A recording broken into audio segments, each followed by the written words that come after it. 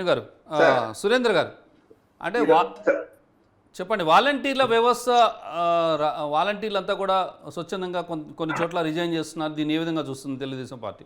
ఇప్పుడు ఇప్పుడు ఇప్పుడు మనం వేణు చెప్పిన దాంట్లో మనం అర్థం అయిపోయింది. వీళ్ళందరూ కూడా జగన్మోహన్ రెడ్డి వైసీపీ కార్యకర్తలు, వైసీపీ సైన్యము అని ఎవరైతే ఈ రోజు రాజీనామా చేస్తున్నారో వీళ్ళందరూ కూడా 100% వాళ్ళ సైన్యం అనేది అందరూ అర్థం చేసుకోవాలా. ఇప్పుడు నేను మన 360 ఛానల్ ద్వారా అప్పీల్ చేస్తున్నా వాళ్ళందరికీ కూడా, ఎవరైతే రాజీనామా చేస్తున్నారో వీళ్ళందరూ కూడా మళ్ళా జగన్మోహన్ రెడ్డి అధికారంలోకి వచ్చేస్తారు. ఇప్పుడు మనకి 2 నెలలు 5,000 బదులు మనకి 20,000 ఇచ్చేస్తున్నారు కాబట్టి మనం వాళ్ళ ట్రాప్ లో పడి మీరు రాజీనామా చేస్తే రేపు వచ్చేది ఉమ్మడి ఎన్డీఏ ఉమ్మడి అభ్యర్థి ఇక్కడ ముఖ్యమంత్రి అవుతున్నాడు చంద్రబాబు నాయుడు గారు. రేపు మిమ్మల్ని ఏమాత్రం టాలరేట్ చేసేది లేదు. ఎవరైతే వన్ సైడ్ కాకుండా న్యూట్రల్ గా మనం ప్రజాధనం జీతంగా తీసుకుంటున్నాం కాబట్టి ప్రజల అందరికీ కూడా వన్ సైడ్ కాకుండా మనం చేయాలా అనుకునే వాళ్ళకి మళ్ళా కూడా అదే వాలంటరీ వ్యవస్థని వాళ్ళ గౌరవాన్ని పెంపొందించేటట్టుగా వాళ్ళ జీతాలు కూడా పెంచే విధంగా మేము చర్యలు తీసుకుంటాం. దీంతో పాటు ఇందాక మా తమ్ముడు వేణు చెప్తున్నాడు, ఏదో సంక్షేమం చేసినాడు జగన్మోహన్ రెడ్డి, పాదయాత్ర చేసి అది చేసినాడు, ఉద్యోగస్తులు అన్ని ఇచ్చారు ఇన్ని ఇచ్చారు. ఆ రోజు పాదయాత్ర చేసేటప్పుడు దారిని పోయే వాళ్ళందరినీ కూడా లాగి ముద్దులు పెట్టి బొగ్గలు నిమిరి ఈరోజు అధికారంలోకి వచ్చిన తర్వాత పిడి గుద్దులు గుద్దుతున్నాడు జగన్మోహన్ రెడ్డి. ఆ రోజు ఏం వాగ్దానాలు చేశాడు? అన్నా 1 వారంలో సిపిఎస్ రద్దు చేస్తానన్నా అన్నాడు. ఈ రోజు ఉద్యోగస్తులు సిపిఎస్ మాట ఎత్తలేకపోతున్నారు. ఎందుకంటే మాకు 1వ తేదీ జీతం వస్తే చాలరా నాయన అని. సిపిఎస్ కథ పక్కన పోయింది, నాకు జీతం కోసం పోరాటం చేసే పరిస్థితి ఉద్యోగస్తులకు వచ్చేసింది. అంతెందుకండి, ఈరోజు ఉద్యోగస్తులు దాచిపెట్టుకున్నటువంటి డబ్బును కూడా ఈ జగన్మోహన్ రెడ్డి తినేసినాడు. వాళ్ళు దాచిపెట్టుకున్న డబ్బును కూడా తినేసినాడంటే ఇంత విచిత్రమైనటువంటి ముఖ్యమంత్రిని ఈ ప్రపంచంలో ఇంతవరకు చూడలా, ఇంకా కూడా చూడబోం. ఈరోజు సంక్షేమాన్ని ప్రవేశపెట్టిందే Telugu Desam party. Telugu Desam party NT Rama Rao garu ముఖ్యమంత్రి అయిన తర్వాతనే పెన్షన్ విధానాన్ని ప్రవేశపెట్టాడు. 75 రూపాయలు చేశాడు.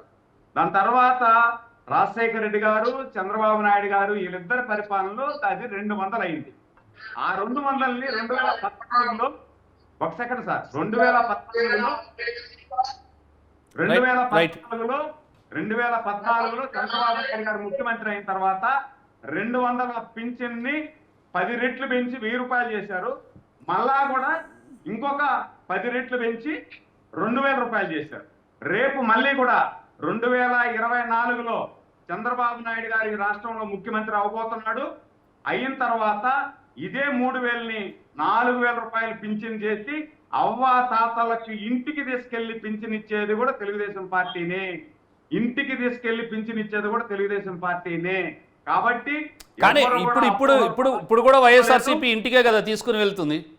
అదే ఇప్పుడు కూడా వైఎస్ఆర్సీపీ తీసుకుని వెళ్తుంది కదా, ప్రచారం చేస్తున్నారు కదా చంద్రబాబు నాయుడు, పవన్ కళ్యాణ్ గారు, కానీ ఈ అంశం మీకు కొంత డ్యామేజ్ చేస్తుందా?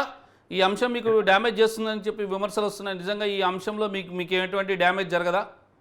ఎక్కడా డ్యామేజ్ గా సార్. నేను మన ఛానల్ ద్వారా పిలుపునిస్తున్నా, ఏదైతే ఈ 2 నెలల్లో కూడా వీళ్ళు ఇంటికి పింఛన్ తెచ్చికపోతే మీరెవరు పింఛన్ తీసుకోవద్దండి, ఇంటికి తెచ్చిస్తేనే పింఛన్ తీసుకుంటాను, లేదంటే లేదని చెప్పండి. 2 నెలల తర్వాత చంద్రబాబు నాయుడు ముఖ్యమంత్రి అవుతాడు. ఈ 2 నెలలకు కూడా 4000 రూపాయలు పింఛన్ వస్తుంది మీకు. ఈ 2 నెలల నుండి కూడా, ఈ నెల నుండి కూడా మీకు చంద్రబాబు నాయుడు గారు ముఖ్యమంత్రి అయిన వెంటనే ఈ 2 నెలలు కూడా కలిపి అవ్వ తాతలకు నేరుగా ఇంటికి 4000 రూపాయలు పింఛన్ చేర్చే బాధ్యత తెలుగుదేశం పార్టీ, జనసేన, బీజేపీ తీసుకుంటుంది. కాబట్టి ఎవరు కూడా గాబరా పడాల్సిన అవసరం లేదు. వీళ్ళు డ్రామాలకు మీరు బలి కావద్దండి.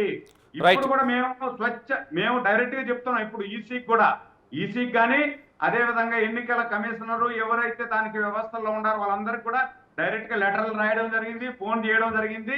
అవ్వాతాతలకు డైరెక్ట్ ఇంటికే ఎత్తుకొని పింఛన్ ఇవ్వాలని చెప్పి కూడా మేము అప్పీల్ చేయడం జరిగింది. కాకపోతే ఈ చేతగాని ప్రభుత్వం దీన్ని ఆసరా Right. చేసుకొని రైట్ అవ్వాతాతల్ని మా మీద ఉసుగొలపాలనే ప్రయత్నం చేశారు. Right. అవ్వాతాతలు రివర్స్ అయ్యి వీళ్ళకే అది భూమి